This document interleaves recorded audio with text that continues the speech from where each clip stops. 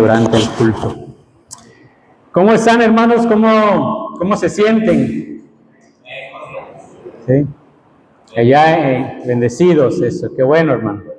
En el curso, que fueron 4 días, iniciábamos en la mañana con los alimentos, el desayuno, pero de ahí se iba hasta las 5 de la tarde. Sí teníamos 1 hora también de comida, pero bueno, el maestro, nuestro maestro es un americano y ellos son muy puntuales con su tiempo, ¿no? Con el horario. Había que comer, tener un tiempo, pero a la hora nos llamaba. Así que de 8 de la mañana a 5 de la tarde estábamos ahí. Y bueno, hubo una frase, un eslogan para cuando ya por ahí después de la comida, 3 de la tarde, 4, y estudiando el texto, ¿no? Ahí había alguien que, ¡ánimo!, decía, ¡ánimo, hermanos!, me falta poco. Entonces, ánimo, hermanos, ánimo, que si están pasando por alguna situación, esperamos que el Señor hoy, a través de su palabra, nos ayude, nos conforte y nos anime. ¿A quiénes les gustan los clásicos, hermanos? ¿Les gustan los clásicos?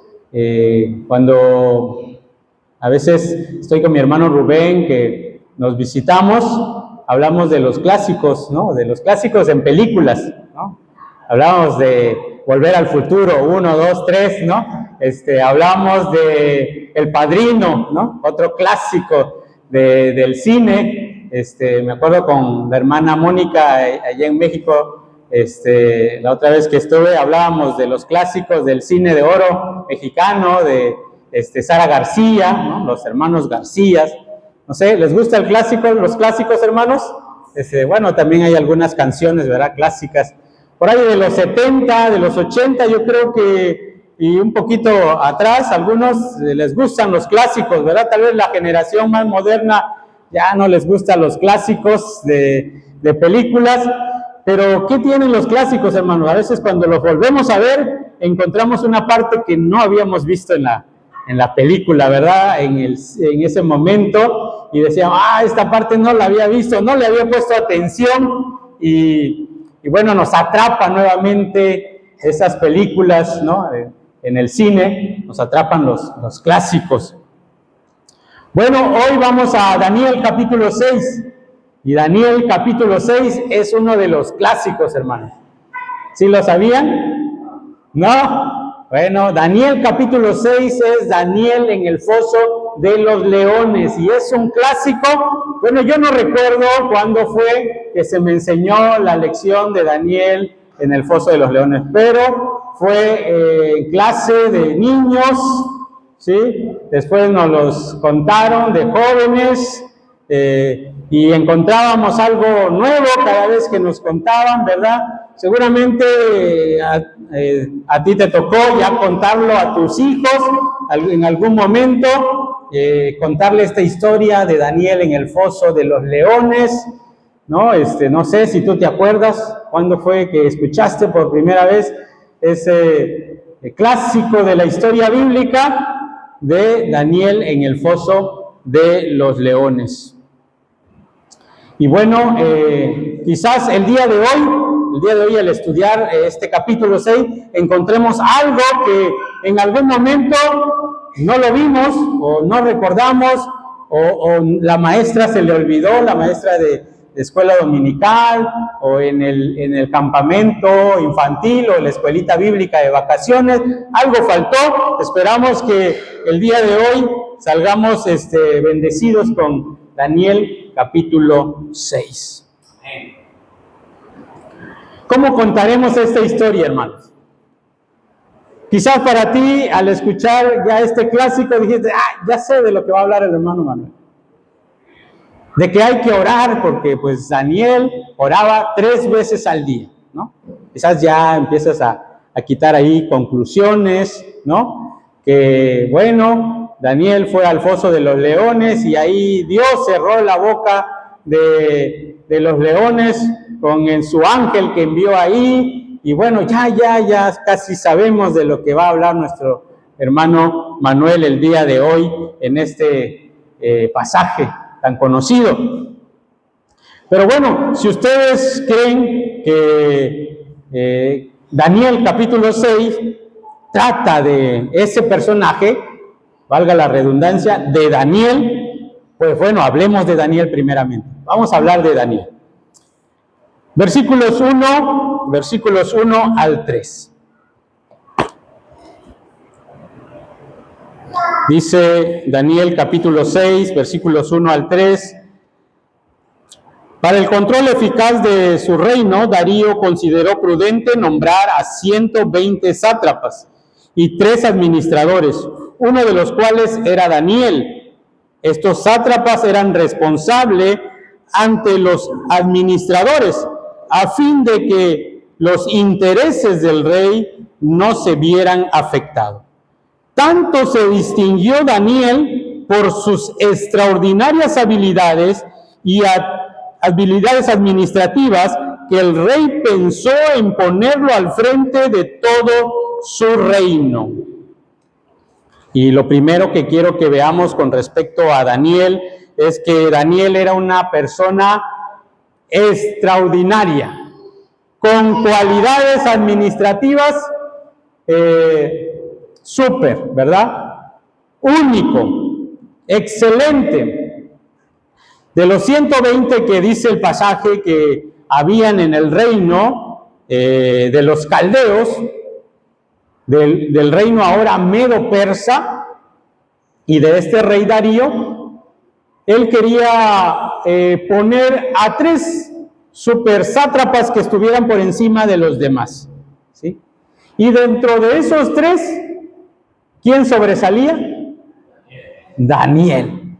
Daniel era extraordinario, tenía cualidades, no nos adelantemos, aunque el pasaje va a decir que el espíritu, ¿no? Versículo 3 va a decir que Daniel sobresalía en sus funciones porque había en él un espíritu extraordinario. Pero el espíritu no está en mayúscula, ¿verdad? Cuando nosotros encontramos a Dios, la D en mayúscula, nos sabemos que se está refiriendo a ese Dios verdadero, ¿verdad? Cuando encontramos espíritu con la E mayúscula, ¿sí? Sabemos que se está refiriendo al Espíritu Santo. Pero aquí no aparece con la E mayúscula. Esto quiere decir que Daniel tenía habilidades, talentos humanos que Dios le había dado, capacidad, inteligencia para poder desarrollar su trabajo, su labor. Bueno, hemos visto que en esta Babilonia que es, ¿verdad?, opresiva, también lo que busca es gente capacitada, gente extraordinaria, gente hábil, gente capaz. Yo creo que a ti te contratan, ¿verdad?, en el trabajo, en tu labor, por ser una persona capaz. Porque tienes habilidades, tienes características que vas a cumplir con el trabajo, la labor que se te va a desempeñar allá donde tú trabajas. O aún en tu propio negocio, en tu propio emprendimiento. Lo emprendiste porque sabes que tienes la capacidad de desarrollar ese trabajo, ¿verdad? El cual has decidido porque tienes esa capacidad. No vas a emprender algo donde no tienes la capacidad y claro, va a haber un fracaso en ello. Sin embargo, Daniel era hábil, extraordinariamente capaz, ¿sí? Tenía un espíritu extraordinario, dice el pasaje, ¿verdad? Y Babilonia busca eso, el mundo busca eso, hermanos. Las empresas, los negocios buscan gente preparada, hábil. Y podemos decir en esto, jóvenes, prepárense. Jóvenes, capacítense. Sean hábiles en lo que Dios les ha dado. Prepárense. Bueno, yo espero en mi labor pastoral también estar capacitado y preparado. Por eso fuimos al curso. Yo espero que haya mejoras en mi predicación, en la exposición de la palabra. ¿Sí? Dios quiere gente hábil y preparada para la obra del Señor. El Señor no quiere mediocres, ¿verdad? Os haré pescadores de hombres preparados, dice el Señor. Lo segundo que podemos ver versículos 4 y 5, va a decir que Daniel, en este pasaje, los demás sátrapas buscaron motivos para acusar a Daniel con respecto a los asuntos del reino. ¿Pero qué pasó? ¿Qué encontraron? Dice, pero no pudieron encontrar ningún motivo de acusación. No encontraron evidencia en la corrupción de Daniel. ¿Por qué? Porque él era fiel. No era negligente, no llegaba tarde a su trabajo, no era corrupto como los demás. ¿Sí? Entonces, lo segundo que podemos ver en Daniel es que era una persona íntegra. Una persona íntegra con su trabajo, con aquello que él desempeñaba. El apóstol Pablo, allá en 1 Corintios, en el capítulo 4, en el versículo 2, va a decir que los administradores deben ser hallados fieles al Señor. Fieles al Señor. En tu trabajo, si tú tuvieses un trabajo donde eres jefe o si eres dueño, ¿verdad? Vas a buscar gente fieles, gente que no sea negligente en su trabajo, que no sea corrupta, ¿verdad? Eso es lo que buscan los negocios, las empresas, gente honesta. Entonces Daniel era un hombre honesto. No se le halló nada corrupto, por más que le buscaron, por más, como decimos por ahí, le pusieron un 4, no cayó, porque él era fiel. Fiel al reino, claro. Cuando en la antigüedad un rey venía, ¿verdad?, y tomaba posesión del otro reino que había dominado, ¿qué se le preguntaba? ¿Verdad? ¿Le eres fiel al rey? Si por alguna razón dijera, no, pues yo soy fiel a mi antiguo rey, ¿cómo creen que terminaba? Muerto. Porque el rey, el nuevo rey, no iba a querer infieles, sino gente que estuviera comprometida con él, fiel a él, dispuesto a confiar en esas personas. Así que Babilonia, ¿sí?, ahora el imperio medo-persa, buscaba hombres íntegros, fieles.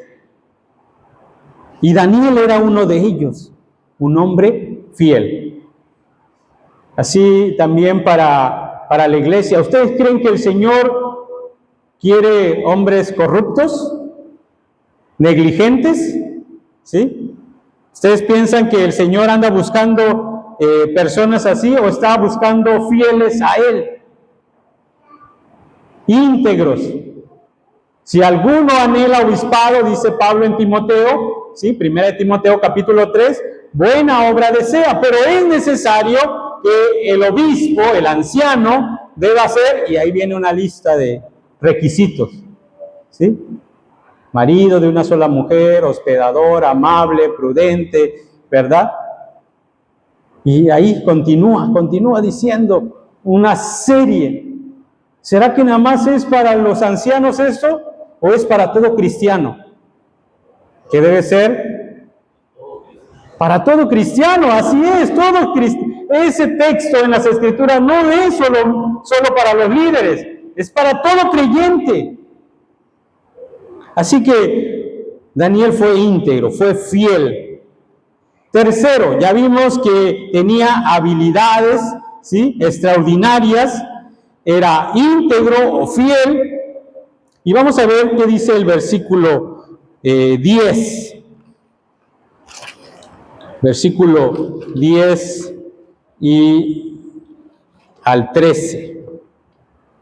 Cuando Daniel se enteró de la publicación del decreto, se fue a su casa y subió a su dormitorio, cuyas ventanas se abrían en dirección a Jerusalén. Ahí se arrodilló y se puso a orar, a alabar a Dios, pues tenía por costumbre orar 3 veces al día. Dice, cuando aquellos hombres llegaron y encontraron a Daniel orando e implorando la ayuda a Dios, fueron a hablar con el rey con respecto al decreto real. ¿No es verdad que su majestad publicó un decreto, según entendemos, todo el que en los próximos 30 días adore a otro Dios u hombre, que no sea su majestad, sea arrojado al foso de los leones? El decreto sigue en pie, contestó el rey. Según el rey de los medos y de los persas, no pueden ser abrogados. Bueno, hasta ahí. ¿Qué encontramos aquí? ¿Qué más encontramos acerca de Daniel? Bueno, dice que Daniel, después de escuchar el decreto, ya saben cuál era el decreto, ¿verdad? Que durante 30 días, hermano, tenían que todos ser vivo, ¿verdad? Todo ser humano dentro del imperio medo-persa tenía solamente que pedir al rey, ¿sí? Y a nadie más, ni a Dios ni a hombre, alguna petición, alguna súplica. ¿Qué encontramos en Daniel? Bueno, encontramos a un Daniel, ¿verdad?, que confía. Daniel parece que después de haber escuchado el decreto del rey, ¿ya terminaste? Bien, bueno, gracias, ya enterado, ¿no?, por lo que has dicho, y él se fue a su casa. Si ustedes ven el pasaje, notarán, dice, que fue a su casa como solía hacerlo, como solía hacer antes. Continuó, ¿verdad?, haciendo aquello que hacía. ¿Qué es lo que hacía? Orar, arrodillarse. ¿Cuántas veces oraba él? 3 veces al día, ¿sí? Oraba y daba gracias a Dios, ¿sí? Entonces, el orar para Daniel no era algo que, esta situación, estoy en peligro, ahora voy a ir a orar al Señor. ¿Así actuó Daniel? No, el pasaje nos dice que como normalmente él lo hacía, Daniel fue a su casa, le tocaba orar, y así que abrió sus ventanas con dirección a Jerusalén y oró al Señor, como normalmente lo hacía.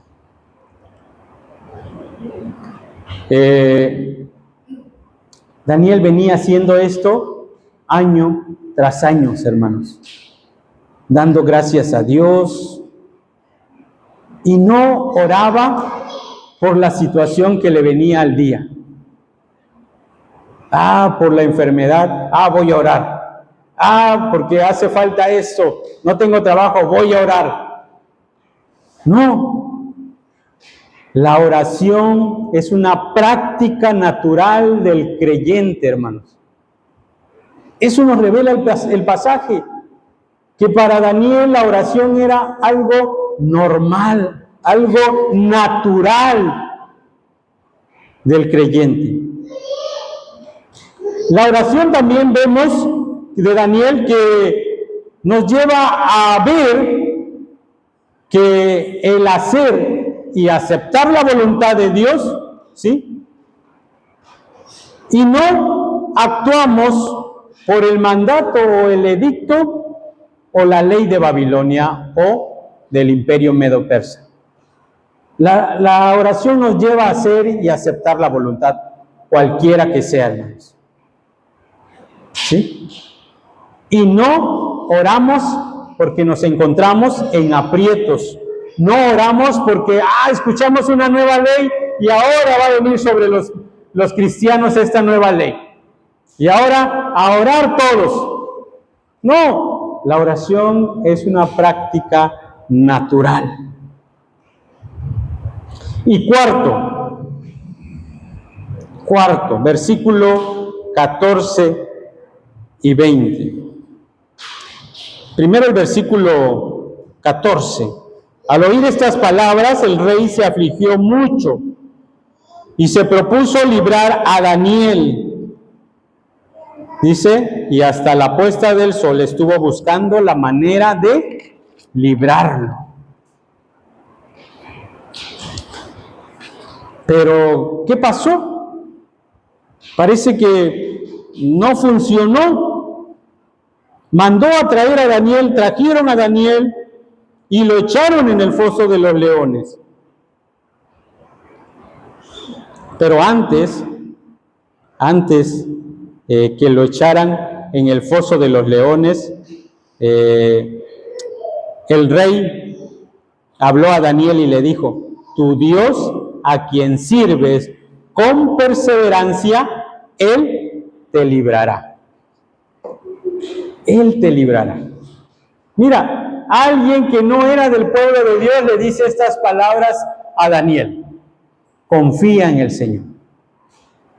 Él te va a librar. Él te va a ayudar en tu circunstancia, en tu problema, en tu aflicción. Confía en el Señor. Bueno, aquí vemos también que el rey después, el versículo 18 nos va a decir que después de que Daniel es echado en el foso de los leones, ¿qué pasó con el rey? El rey se fue a su palacio. Y el palacio, pues tiene todas las comodidades, hermanos. Nos va a decir que esa noche ningún entretenimiento fue traído ante él, ¿sí? O sea que si esto no hubiera pasado, para el rey Medo persa, todas las noches le traían entretenimiento a él, ¿no? Cómodo, desde su cama, podía ver y lo entretenían, no sé, tal vez le contaban chistes, ¿no? Ajá. Bueno, no, ¿verdad? Ustedes imaginarán, quizás le traían algunas muchachas para que le bailaran, ¿no? Lo que él pidiera, quería cenar algo, ahí estaba, para él. Él tenía todas las comodidades desde su palacio. Pero en el caso de Daniel, fue echado al foso de los leones. Sí, ahí en ese pozo, donde seguramente apestaba, hermanos. Apestaba a animales muertos o incluso a otros cadáveres humanos que ahí fueron a terminar. Porque seguramente Daniel no era el primero en haber sido echado al foso de los leones. Ya habían echado a otros, ¿sí?, que no se sujetaban al rey. Y aquí tal vez se cumple, ¿qué había ahí en el foso de los leones, hermano? ¿Una cama cómoda? No, era un foso de piedra. Ahí se cumple la canción de piedra de ser la cama, ¿verdad? Y de piedra la cabecera para Daniel. Así era su situación, hermanos. ¿Cómo es tu situación, hermanos? ¿Has estado pasando por situaciones difíciles? ¿Sí? Dolorosas, lugares.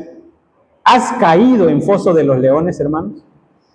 Un comentarista dice, la misma Babilonia o el imperio medo-persa en sí mismo era un foso de leones, hermanos, donde predominaba el más fuerte. En este mundo, hermanos, en esta Babilonia en la cual nosotros vivimos, también parece que estamos en un foso de los leones, donde el más fuerte abusa del débil, donde a veces no hay para el medicamento, no hay para las medicinas, ¿verdad? Donde no hay, nos corrieron del trabajo, no hay para la comida. ¿Cómo es tu situación? Pero como dijo el rey a Daniel, confía, ¿sí?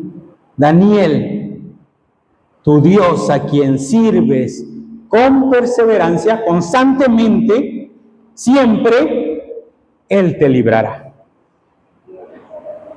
Confía en el Señor, hermano. No vamos a demeritar el aprecio que el rey tenía a Daniel. Él dice que esa noche no comió nada, no pudo dormir, ¿sí? Se le fue el sueño pensando, no sé, ya quizás ya llevaba mucho tiempo de conocer a Daniel. Recuerden, para este momento, Daniel no era el muchacho que fue traído de Jerusalén por Nabucodonosor. Ya habían pasado muchos años, hermanos. Daniel ya era una persona grande, adulta, quizás un anciano que fue echado al foso de los leones. Ahí para que tomen dato las maestras, ¿verdad? Porque a veces las historietas bíblicas pensamos que Daniel sigue siendo el muchacho joven ahí. No, han pasado años, hermanos. Pero no demeritamos el aprecio que tenía el rey por él, pero ¿saben? No pudo hacer nada, aún cuando era el rey. Ningún ser humano, hermano, nos puede ayudar de nuestras situaciones. Solo el Señor. Confía en el Señor. Y bien, hermanos, con esto podríamos terminar. Hablamos de Daniel, qué bueno, qué bonito. Pero hermanos, el libro de Daniel, este capítulo 6, se escribió para que hablásemos de Daniel. ¿Qué piensan ustedes? Este libro de la Biblia de Daniel es para hablar de Daniel. Ya hablamos en muchos momentos de Daniel y nos vamos escuchando que Daniel era extraordinariamente hábil, inteligente, fiel, ¿sí? Era además alguien que confiaba en el Señor, alguien que oraba al Señor. Y ya, ¿nos vamos? ¿O hay algo más que nos falta en este pasaje, hermano? El Dios de Daniel, así es, hermano. Este libro de Daniel se escribe no para hablar de Daniel, sino para hablar del Dios de Daniel o el Dios de Israel. El Dios en quien nosotros también debemos confiar, el Dios nuestro. Este libro está ahí para hablarnos del Señor. Así que, hermanos, la vida en este mundo no se trata de ti ni de mí. No se trata de Daniel ni de ningún otro personaje de la Biblia. Se trata de alguien más. ¿Sí? Ahora, veamos de quién se trata. Vamos al versículo 22. Dice el versículo 22. Mi Dios, dice Daniel hablándole al rey, mi Dios envió a su ángel que cerró la boca de los leones y no me ha hecho daño alguno, porque fui hallado inocente ante él, y tampoco ante ti, oh rey, he cometido crimen alguno. Ahora quiero que vayan a otro versículo, versículo 26. De parte mía, se proclama un decreto de que en todo el dominio, dice el rey, de mi reino, todos teman y tiemblen delante del Dios de Daniel, porque Él es el Dios que permanece para siempre. Identifiquemos de quién se trata, hermanos. El pronombre Él, ¿sí? Él con el acento, con la tilde, es un pronombre personal, tercera persona del singular, ¿sí? Yo, tú, él. Y por ejemplo, cuando nosotros hacemos oraciones y decimos, a él le gusta el fútbol, o por ejemplo, este regalo es para él. ¿Qué estamos tratando de decir? Que él guarda una relación con alguien o con algo, o que en una oración está designando a una persona del que se habla. Ahora bien, ¿quién es ese él? Bueno, el versículo 26, primeramente quiero que veamos. Versículo 26. porque Él es el Dios viviente. Él es el Dios viviente, el Dios que no cambia, el Dios eterno, el Dios que da vida y que además habitó entre los hombres. El Dios vivo, el Dios viviente, el Dios que se encarnó y fue un hombre igual o semejante a nosotros, dice el apóstol Juan. Habitó entre los seres vivientes. Él es el viviente. ¿Sí? Este Dios es un Dios que vive y permanece para siempre, pero no solo allá a lo lejos, hermanos, allá en su reino, allá en su trono, sino que este Dios descendió y fue viviente entre los seres humanos como tú y como yo, hermanos. Segundo, Él, su reino no será destruido, dice el versículo 26 también. Su reino no será destruido y su dominio durará para siempre. Ya había pasado el imperio babilónico, hermanos. ¿Dónde quedó el imperio babilónico? Murió Nabucodonosor, vino su hijo Belsasar, y entraron los medo-persas y acabaron con ellos, y ahora hay otro nuevo imperio. Y después vamos a ver que ese imperio se acaba.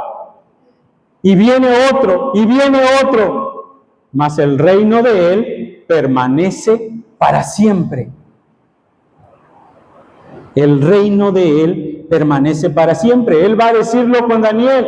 Él quita y pone reyes.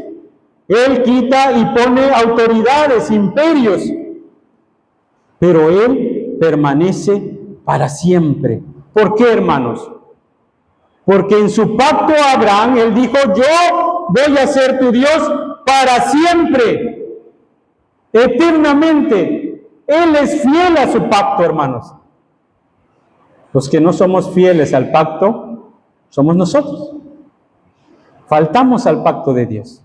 Pero Él, en su reino, que es eterno, también Él es fiel a su palabra. Permanece para siempre. Tercero, versículo 27.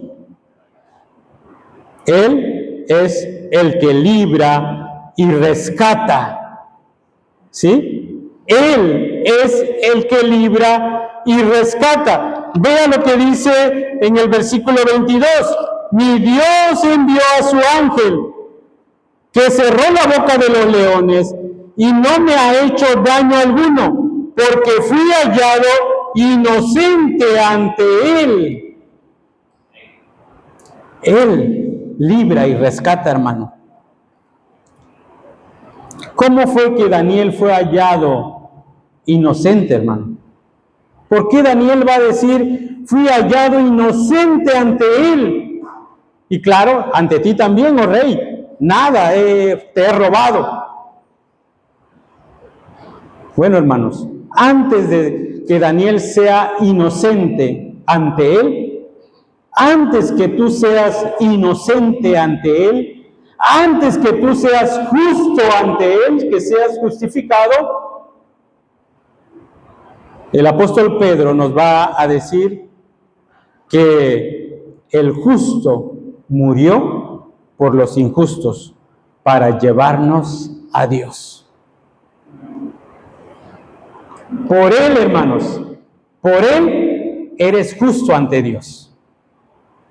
¿No escucho un amén? ¡Amén! Por Él, hermano, eres inocente ante Dios sin ninguna culpa. Amén, por Él. Por eso Daniel decía, por Él, ante Él fui hallado inocente primeramente, justo delante de Dios. No por mí, porque no es por obra, hermanos. Fuimos hallados inocentes, no por obras, no por lo que Daniel oraba, no porque Daniel era extraordinariamente sabio, no porque Daniel confió en el Señor. No, él fue hallado justo, inocente, santo delante de Dios, por Él, por el justo Jesucristo, el Señor. Amén. Por Él, tú y yo, hermanos. No es por obras, para que nadie nos gloriemos.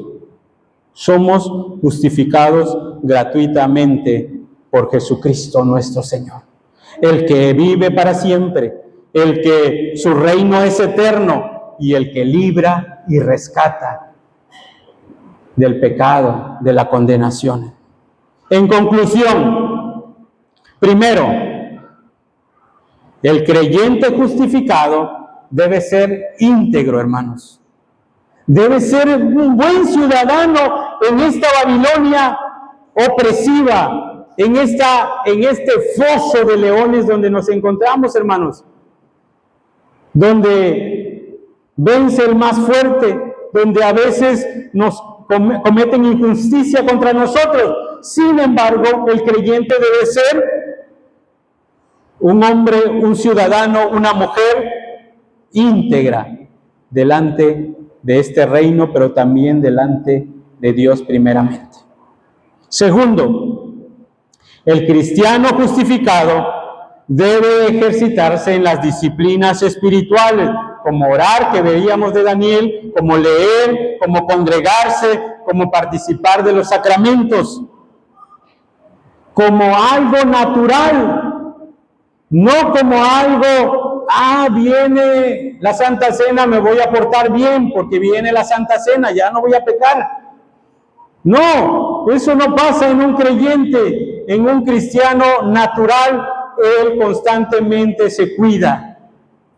Voy a orar por esta situación porque estoy pasando por eso. No, el creyente ora constantemente, hermanos, porque se ejercita en las disciplinas espirituales. Y tercero, hermanos,